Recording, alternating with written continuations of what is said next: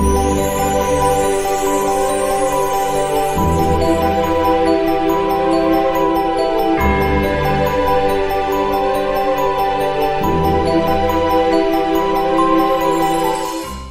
svima, ja sam Željana, dobrodošli na moj kanal i u moj novi video.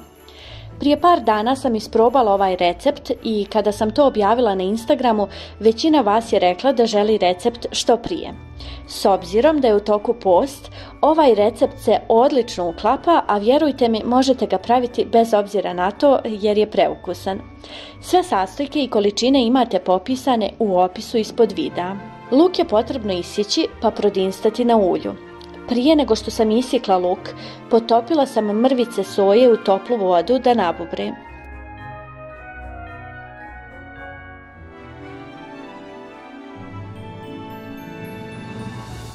Dobro sam ih iscijedila, a zatim u nju dodala 2 male tunjevine Rio Mare. Naglašavam Rio Mare jer su mi se najbolje pokazale u posljednjim jelima. Zatim sam dodala so i biber i sve dobro sjedinila.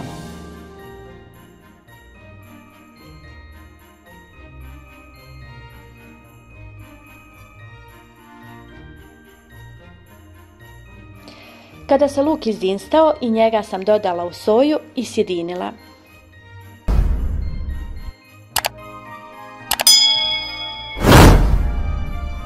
Zatim sam pripremila zaliv od pola margarina i 200 ml vode.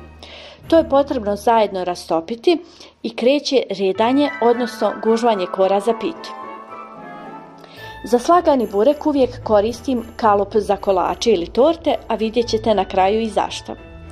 Na dno stavim 2 jufke tako da krajevi vire preko kalupa.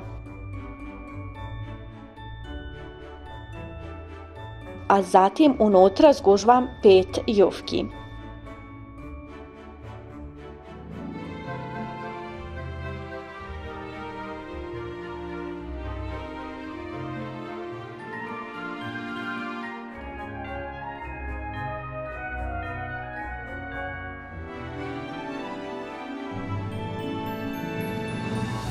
Potrebno ih je dobro zaliti i ne brinite, neće biti previše mastan jer ipak nema mesa.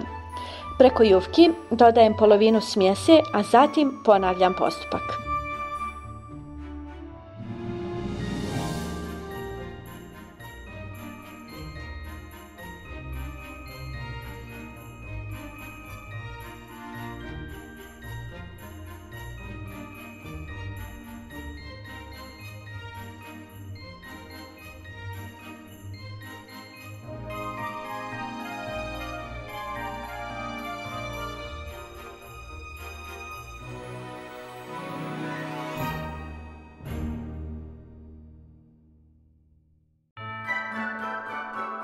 Za kraj ostavim 2 jufke kojima prekrijem burek i dobro ga ušuškam sa korama koje vire preko kalupa.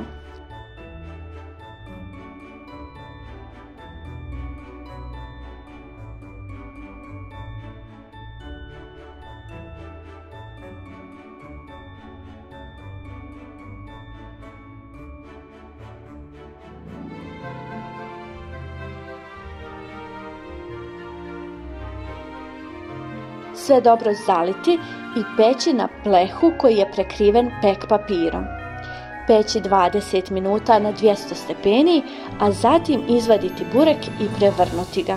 Gornju koru presuti sa par kašika zaliva koji je ostao i vratiti u redu na još 10 minuta. I eto ga, savršen, hrskav, preukusan postni burek. Moji ukućani su dali pozitivnu ocjenu, a djeca nisu ni primijetila da u njemu nije pravo meso. Ukoliko vam se recept dopao, lajkujte ga, a mi se vidimo u nekom novom videu. A do tada, veliki pozdrav!